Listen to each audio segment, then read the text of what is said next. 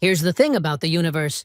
It has a twisted sense of humor and absolutely no respect for carefully laid plans. Take Commander Hazel, for instance, a perfectly competent human military officer who had the audacity to think her day job involved boring diplomatic missions and predictable alien handshakes. The cosmos, clearly unimpressed by such mundane expectations, decided to serve up a generous helping of, surprise, you're crash landing on a hostile alien world, with a side of, hope you packed your sense of humor. The transport ship Meridian had been humming along just fine, thank you very much, until it encountered what the navigation computer cheerfully described as unexpected gravitational anomaly. What it should have said was, cosmic sucker punch that's about to turn your nice, orderly mission into a spectacular fireworks display.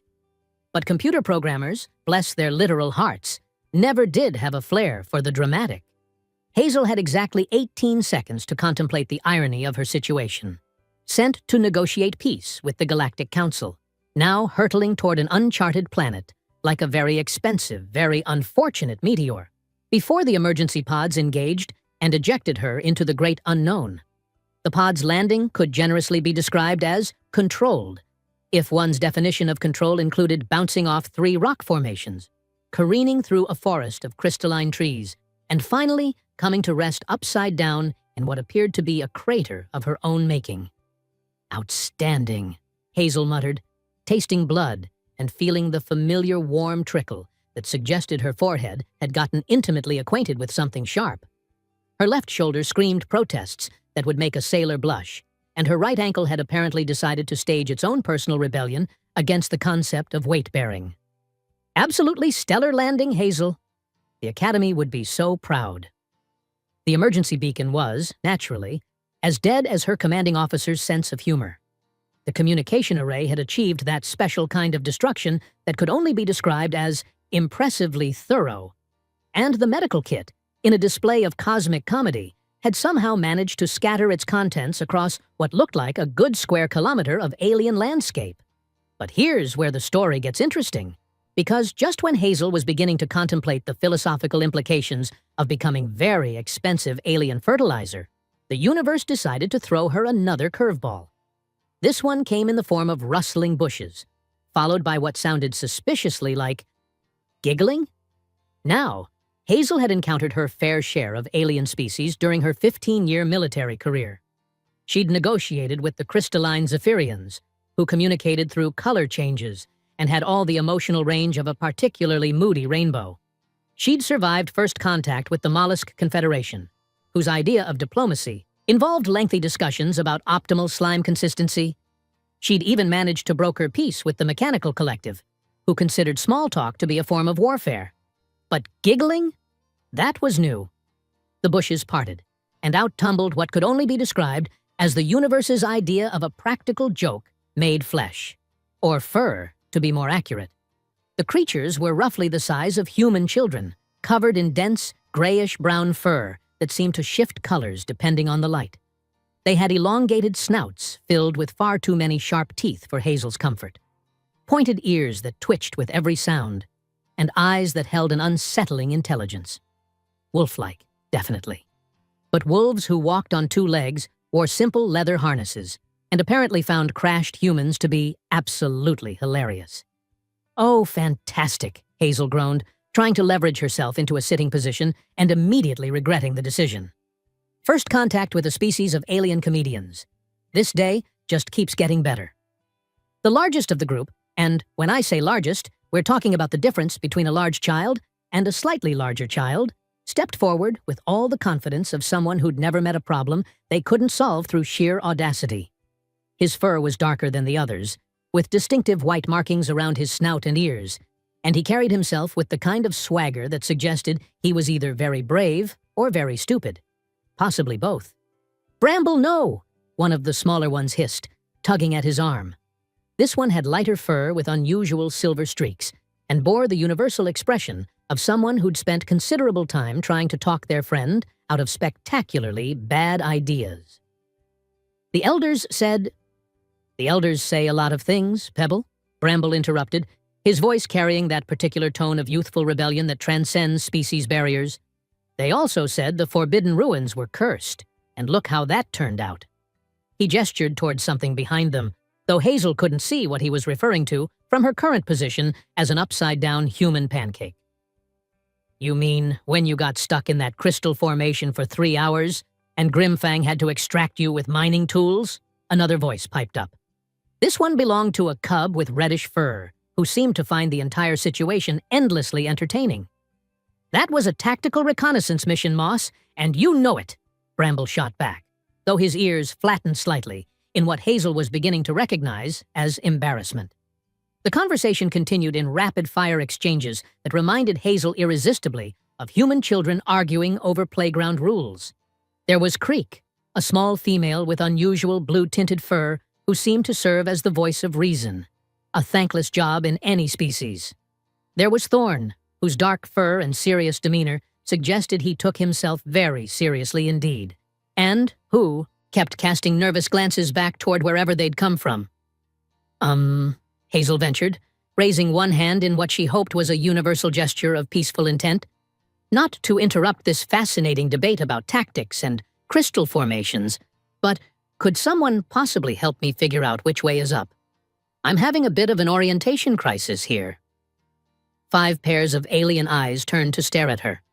The silence stretched long enough for Hazel to wonder if she'd somehow committed a terrible cultural faux pas, until Bramble started laughing. Not just chuckling, full-blown, belly-shaking laughter that was infectious enough to set off the others. She talks funny, Pebble observed, though not unkindly. Everything about her is funny, Creek added, tilting her head in that way that suggested she was trying to figure out how exactly Hazel was constructed. Look at her ears. They're so small. How does she hear anything? And her fur, Moss chimed in. It only grows on top of her head. How does she stay warm? Maybe she's sick, Thorne suggested, with the sort of clinical interest that made Hazel suddenly very aware of her vulnerable position. I'm not sick, Hazel said quickly, just differently evolved, and currently experiencing some technical difficulties with basic concepts like standing upright and not bleeding on your nice planet. Bramble, who seemed to have appointed himself the leader of this impromptu first contact committee, stepped closer and began examining Hazel with the intense focus of someone conducting a very important scientific study. You're one of the Skywalkers, aren't you? The ones the elders are always growling about. Skywalkers. Well, that was one way to put it. I suppose that's not entirely inaccurate, Hazel admitted, though personally, I prefer humans. And right now, this particular human would be eternally grateful if you could help her achieve a more traditional relationship with gravity. What followed was 15 minutes of the most bizarre medical assistance Hazel had ever received. The Cubs, clearly working from a very different understanding of anatomy than anything found in human textbooks, approached the problem of upside-down alien with the kind of creative problem-solving that would have made their engineering professors either very proud or very concerned. Bramble appointed himself chief medical officer and immediately began examining Hazel's injuries with a combination of intense curiosity and confident incompetence that was both endearing and mildly terrifying. This red water, he announced, pointing at the blood on her forehead. Is this supposed to be on the outside? Generally speaking, no, Hazel replied, trying not to laugh as Pebble attempted to determine whether human limbs were supposed to bend in directions that would make a contortionist weep. The red water, blood, works better when it stays inside. Fascinating, Creek murmured, taking detailed notes on what appeared to be a piece of bark. And these coverings, are they part of you, or do they come off? It took some explaining to convince them that her uniform was, in fact, removable, and that removing it would not cause her to deflate like a punctured balloon. It took considerably more explaining to convince them that humans required medical supplies that were, unfortunately, scattered across the landscape like the world's most expensive confetti.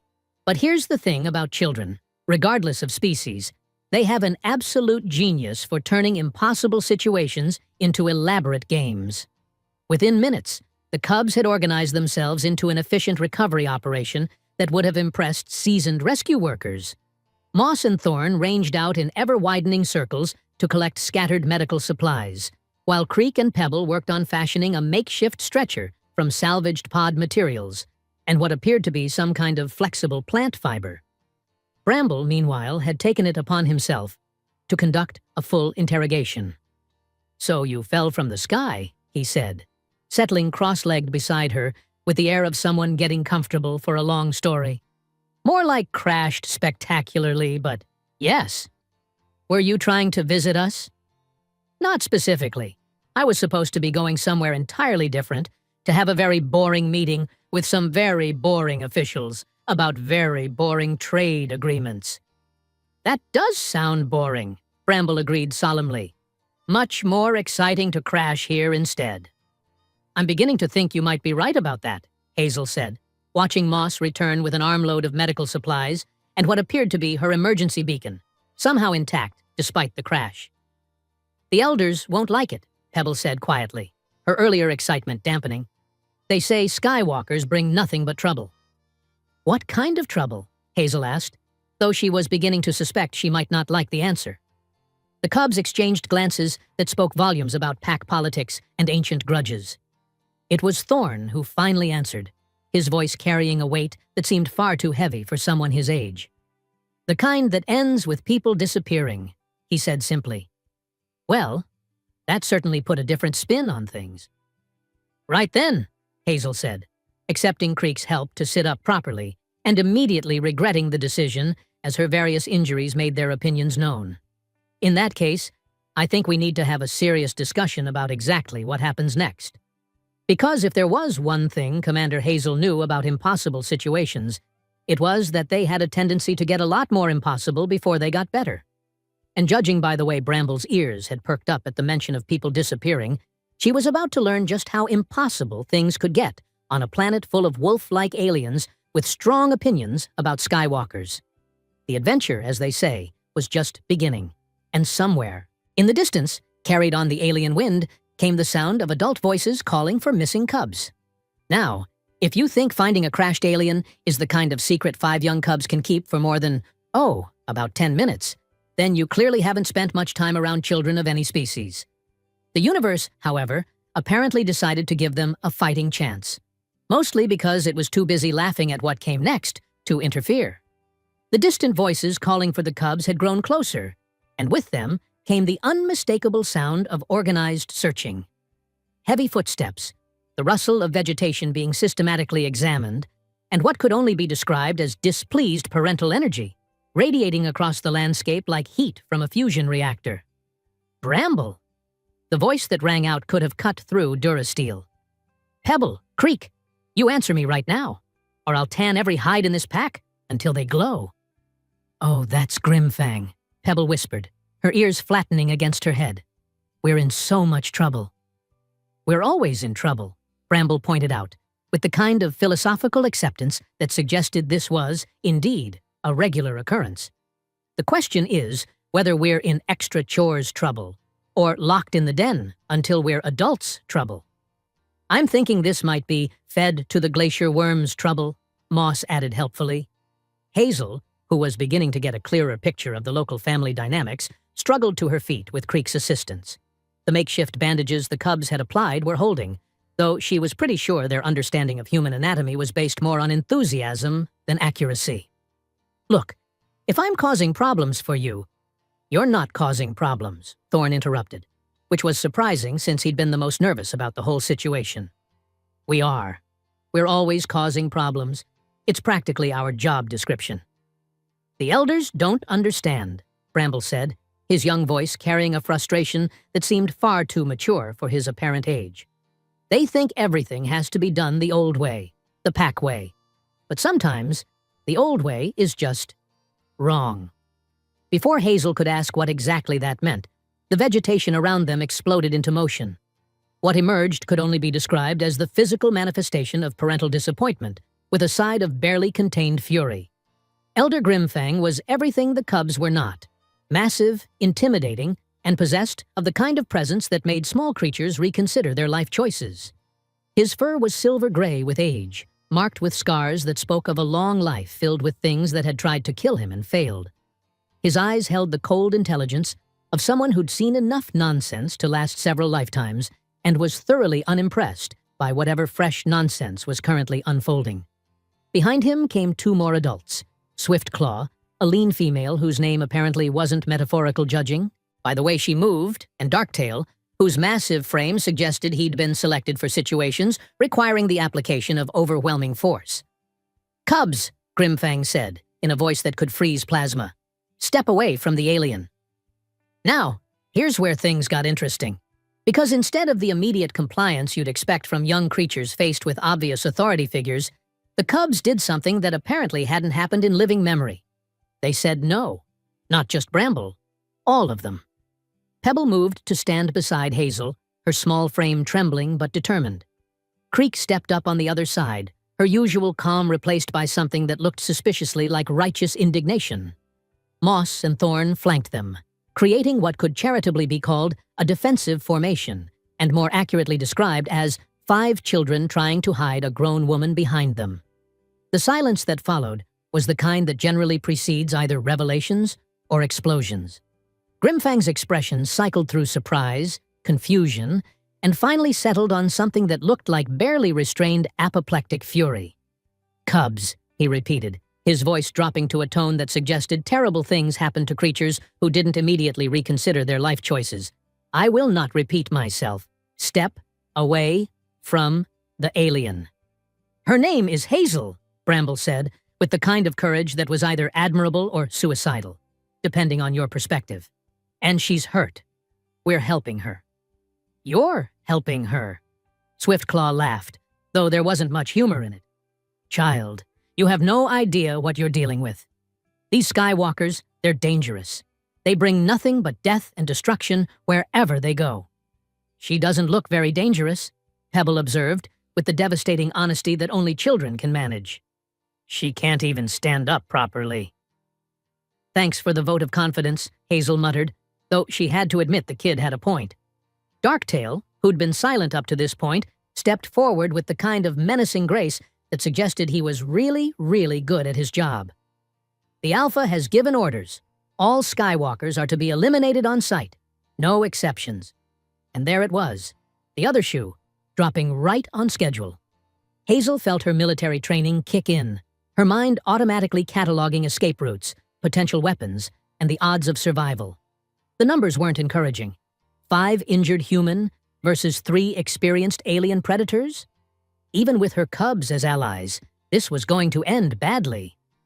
But then, something remarkable happened. Something that, according to Grimfang's shocked expression, had never happened before in the recorded history of their species. "No," Bramble said again, but this time his voice carried something different. Something that made the adults take an involuntary step back. "We won't let you hurt her." It wasn't just defiance. It was something deeper. Something that seemed to resonate in frequencies that made Hazel's bones vibrate, and the very air around them shimmer with potential energy. The other cubs felt it too, their eyes widening as they unconsciously moved closer together, forming a tighter defensive circle. "By the ancient stones," Swiftclaw breathed, her aggressive posture suddenly shifting to something that looked suspiciously like fear. "They're manifesting." "Impossible," Grimfang snapped, though his own stance had changed from threatening to wary. "They're too young. The old bonds were broken generations ago." "What old bonds?" Darktail demanded, his confusion evident. "What are you talking about?" But Grimfang wasn't paying attention to him anymore. His focus was entirely on the cubs, who were now glowing, actually glowing, with a soft, pulsing light that seemed to emanate from their fur itself. The light was the color of moonbeams and starlight, and it made the air around them hum with barely contained power. "The pack bonds," Swiftclaw whispered, her voice filled with something between awe and terror. "The ones from the old stories, the ones that let cubs command adults if their cause was just." "Those are just stories," Darktail protested, though he too had backed away from the glowing children. "Tell that to them," Grimfang said grimly, gesturing toward the cubs who were now standing straighter, their young faces set with determination that seemed far beyond their years. Hazel, standing in the center of this supernatural light show, felt something she'd never experienced before. It was warm, comforting, and somehow familiar, like coming home after a long journey to find that everything you'd hoped for was real. The cubs weren't just protecting her. They were claiming her, as pack. "The Alpha will hear of this," Grimfang said finally, though his voice had lost much of its earlier authority. "He will not be pleased." "Let him come," Bramble replied, and his young voice carried harmonics that made the leaves rustle without any wind. "We're not afraid of the Alpha." That, as it turned out, was either the bravest or the most foolish thing anyone had said in quite some time. Judging by the way the adults exchanged glances that spoke of ancient fears and half-remembered legends, it might very well have been both. As the search party retreated, not defeated, but certainly confused, Hazel found herself wondering exactly what she'd stumbled into. The Cubs' supernatural light show was fading, leaving behind 5 very normal-looking children who seemed as surprised by what had just happened as everyone else. "So," she said carefully, "does anyone want to explain what just occurred? Because I'm reasonably certain that glowing children aren't standard operating procedure for most species." The Cubs looked at each other with the kind of uncertainty that suggested they were making this up as they went along. "We don't really know," Creek admitted finally. "It just happened. When we thought about protecting you, something inside us woke up." "Something old," Pebble added, her voice thoughtful. "Something that's been sleeping." "Something," Bramble said with the kind of grin that suggested he was already planning to test the limits of their new abilities. "That's going to make things very interesting around here." Hazel looked at her unlikely protectors. 5 alien children who'd just defied their elders, manifested supernatural abilities, and declared war on their own pack structure, all to protect a stranger who'd literally fallen out of the sky. "You know," she said finally, "I think I'm starting to like this planet." The adventure, as they say, was definitely heating up. And somewhere in the distance, the sound of marching feet suggested that the Alpha himself was about to join the party. This was either going to be the start of a beautiful friendship or the shortest diplomatic mission in galactic history. Possibly both. The thing about ancient mysteries is that they have a nasty habit of revealing themselves at the most inconvenient possible moments. Take, for instance, the moment when you're already dealing with glowing alien children, hostile pack elders, and a growing certainty that your crash landing was about as accidental as a black hole in a navigation chart. The Cubs had decided that their mysterious new abilities were best explored through the time-honored tradition of poking things until something interesting happens. This led them, and by extension Hazel, deeper into the crystalline forest, toward what Bramble cheerfully referred to as the place where we're definitely not supposed to go. "Just to be clear," Hazel said, hobbling along with the assistance of a walking stick Creek had fashioned from what appeared to be crystallized wood. "When you say, definitely not supposed to go, you mean—" "The elders say it's cursed," Moss explained with the kind of casual acceptance that suggested cursed locations were just another Tuesday for these kids. "They say anyone who goes there never comes back the same," Thorne added helpfully. "They say a lot of things," Bramble muttered, though Hazel noticed he kept glancing nervously at the strange formations ahead of them. "Most of it's probably just stories to keep us from having fun." The cursed location turned out to be a series of ancient ruins that looked like someone had taken a perfectly good city and decided to redecorate it with physics-defying architecture. Spires twisted impossibly upward, their surfaces covered in symbols that seemed to shift and change when you weren't looking directly at them.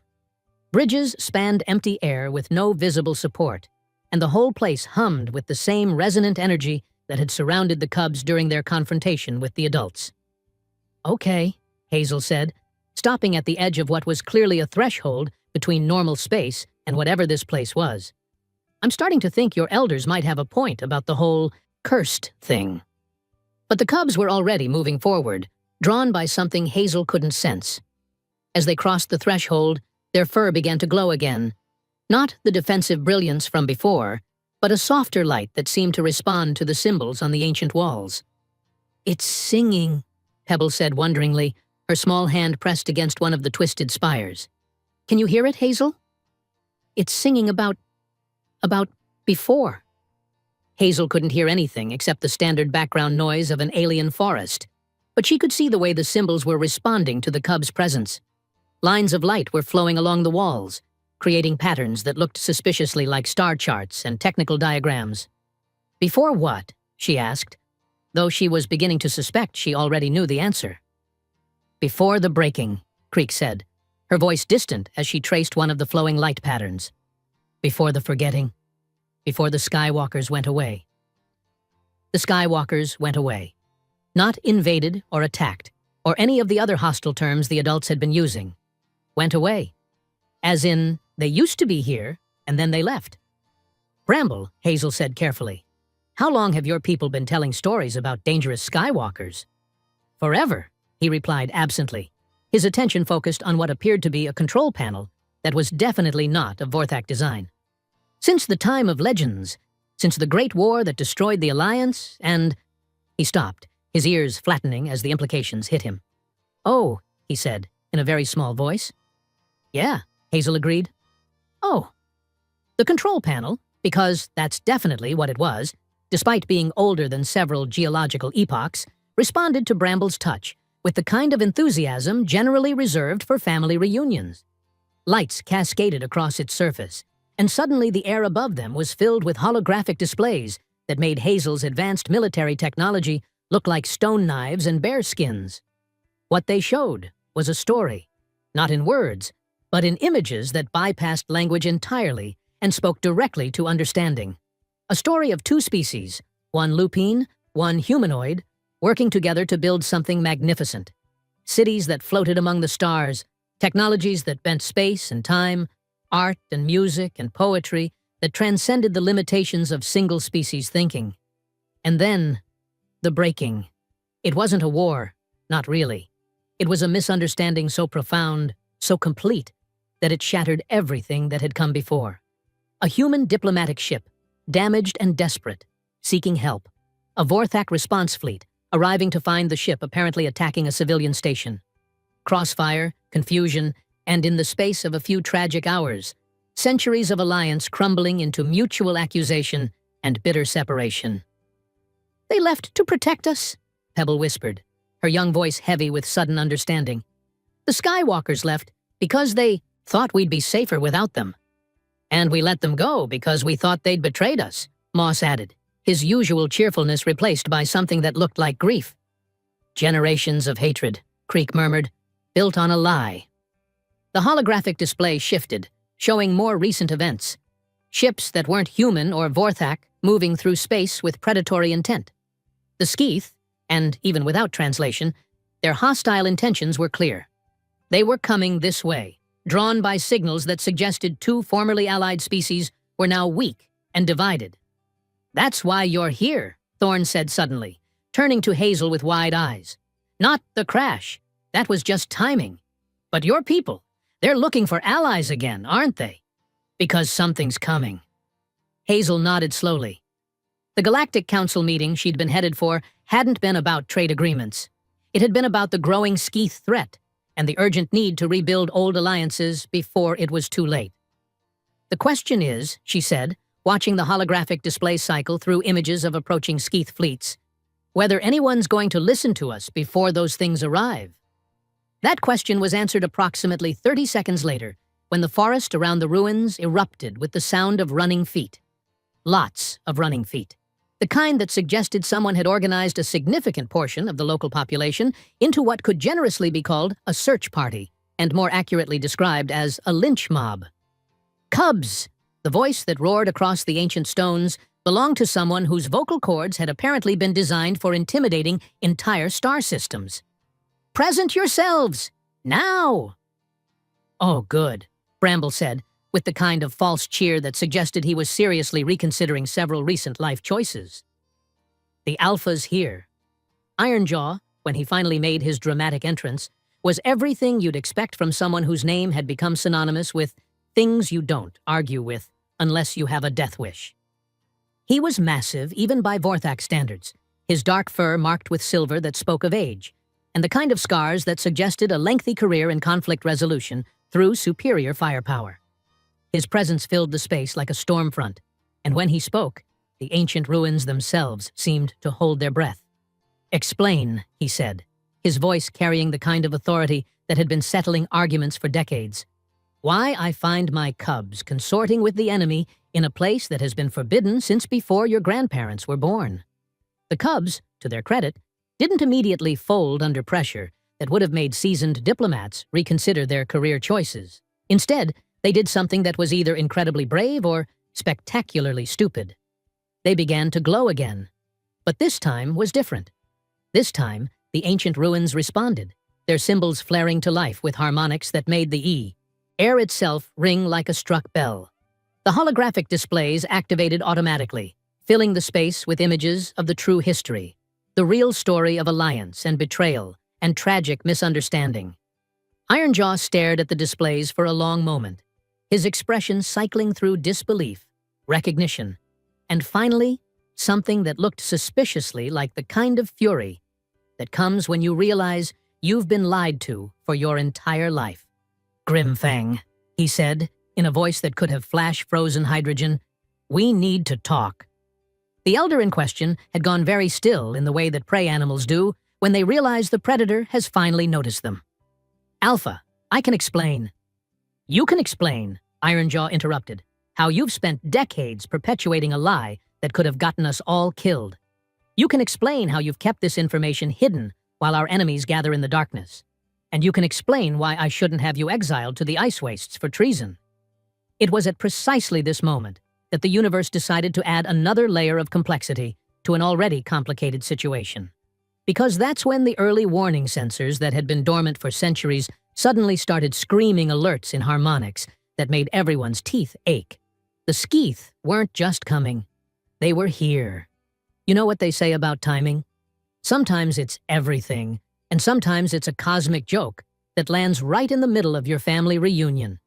The Skeeth, apparently subscribing to the strike while everyone's having an emotional breakdown school of military strategy, chose that exact moment to announce their arrival with the kind of subtlety generally associated with supernovas. The sky above the ancient ruins split open like a rotten fruit, disgorging ships that looked like someone had taken the concept of aggressive architecture and decided to make it fly. They were all angles and spikes, and the kind of design philosophy that screamed, "We solve problems by making them someone else's problems, permanently." "Well," Hazel said, watching the enemy fleet blot out the alien sun, "at least now we know why my diplomatic mission was classified as urgent." Ironjaw's response to finding himself in the middle of an invasion was exactly what you'd expect from someone whose name had become synonymous with poor life choices for anyone who opposes him. He went from confused pack leader to military commander in approximately 3 seconds, his earlier fury at Grimfang shifting seamlessly into the kind of focused rage that made entire armies reconsider their career choices. "All units, defensive positions," he roared, his voice carrying across the forest with the kind of authority that made trees lean away from him. "Signal the main settlement. We're under attack." The response was immediate and impressive. Vorthak warriors seemed to materialize from the forest itself, their movements coordinated with the kind of precision that spoke of decades of training and a healthy respect for what happened to people who disappointed their alpha. But Hazel, whose military experience included several encounters with the Skeeth, took one look at the enemy formation and felt her heart sink into her boots. "Ironjaw," she called, trying to inject calm professionalism into her voice, while her brain screamed tactical assessments that would have made a pessimist weep. "How many warriors do you have?" 800 in the immediate area, he replied, his attention focused on organizing the defensive response. "Why?" Hazel pointed at the sky, where Skeeth landing craft were beginning their descent in formations that spoke of overwhelming numerical superiority, and the kind of tactical planning that came from conquering entire star systems for fun and profit. "Because I count at least 3,000 Skeeth troops in those ships, and that's just the first wave." The silence that followed was the kind that generally precedes either brilliant tactical innovations or spectacular disasters. Ironjaw stared at the enemy fleet with the expression of someone rapidly recalculating the odds and discovering that mathematics had suddenly become very depressing.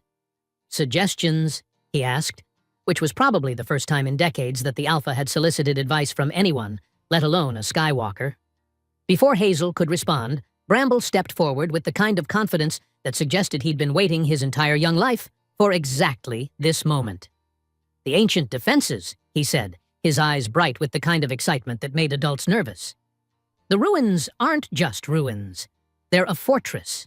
The old alliance built it to protect both our peoples. The defenses haven't worked in centuries, Grimfang protested, though his voice lacked its earlier authority.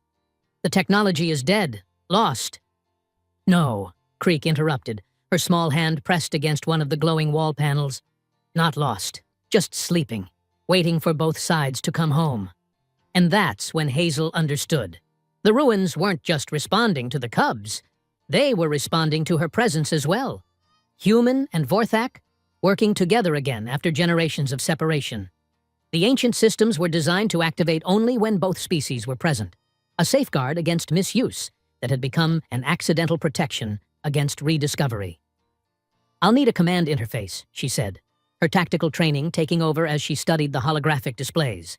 "Something that can coordinate both human and Vorthak technologies." "Here," Pebble called from what had appeared to be a decorative alcove, but was revealing itself to be a control station designed for two-species operation.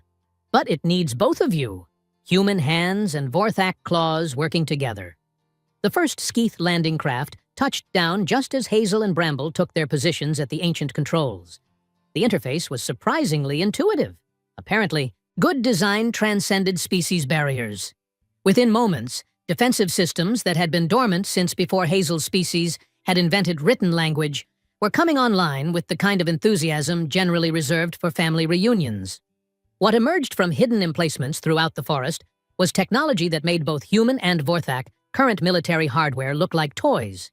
Energy shields that bent space around them, weapon systems that fired packets of compressed starlight, and sensor arrays that could track individual targets across star systems. The Skeeth, who had clearly been expecting to face primitive ground forces armed with conventional weapons, suddenly found themselves dealing with defenses that belonged in the same technological category as their own advanced fleet. "Moss! Thorn!" Bramble called, his young voice steady as he coordinated systems that required the kind of multitasking that would have impressed quantum computers. "Take the eastern perimeter guns. Creek, Pebble, you've got sensor coordination." Watching 5 alien children operate military technology that predated most civilizations while simultaneously glowing with supernatural energy was the kind of experience that redefined your understanding of what was possible. They moved with perfect coordination, their earlier playfulness replaced by focus that seemed far beyond their apparent years. They're not just children, Hazel realized, her hands dancing across controls that responded to her touch like they'd been waiting for her specifically. They're what both our species could become, the next evolution of the Alliance. The battle that followed was the kind that gets written about in military academies and tactical journals for centuries afterward. The Skeeth, expecting an easy conquest, instead found themselves facing opponents who fought with perfect coordination and technology that seemed to anticipate their every move. But wars aren't won by superior technology alone. They're won by people willing to make impossible choices when everything they care about is on the line. And that's exactly what Bramble did when the Skeeth, frustrated by their inability to penetrate the ancient defenses, decided to focus their entire attack on the control center, where the cubs were operating the defensive systems. "They're overloading the shields," Hazel called, watching power readings spike toward critical levels. "We need to shut down the eastern array before—" "No," Bramble said quietly, his small hands steady on controls that were beginning to spark with overload energy. "If we shut down the eastern array, they'll break through and reach the main settlement. Everyone we care about will die." Bramble, Ironjaw's voice carried across the chaos, heavy with the kind of understanding that comes when you realize someone you love is about to do something heroic and stupid. "Step away from the controls."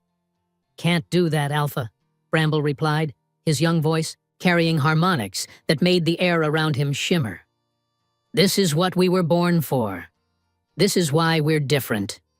And with that, he did something that shouldn't have been possible. Instead of stepping away from the overloading controls, he stepped into them, literally merging with the ancient systems in a flash of light that left afterimages burned into everyone's retinas. When the light faded, Bramble was gone. But the defensive systems were running at efficiency levels that made their previous performance look like a warm-up exercise.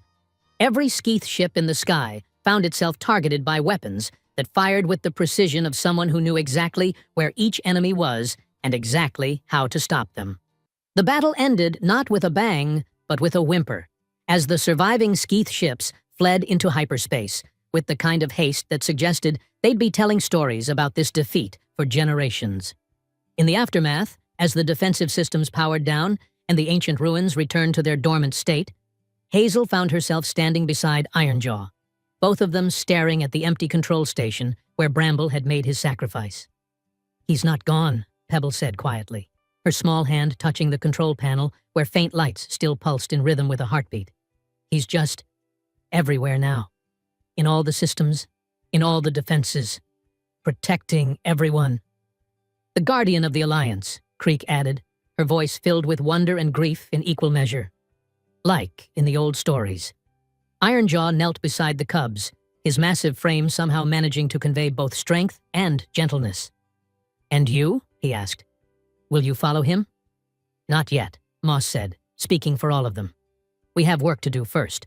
People to teach, bridges to rebuild." "The Alliance," Thorne added, "needs time to grow strong again." 6 months later, Hazel stood on the observation deck of the rebuilt diplomatic station, watching human and Vorthak ships working together to patrol the border regions where Skeeth incursions had once been a constant threat. The Cubs, now recognized as the first of a new generation of Alliance ambassadors, were below in the training centers, teaching young humans and Vorthak to work together with the kind of natural cooperation that had once seemed impossible. And sometimes, just sometimes, when the station's defensive systems ran their routine diagnostics, the readouts would spell out messages in the ancient script. "Stay safe. Stay together. The pack protects its own." Bramble, it seemed, was still looking out for them. The universe, Hazel reflected, had a twisted sense of humor. But sometimes, just sometimes, the punchline was exactly what everyone needed to hear. Even if it came from a child who'd decided that growing up was less important than making sure everyone else got the chance to.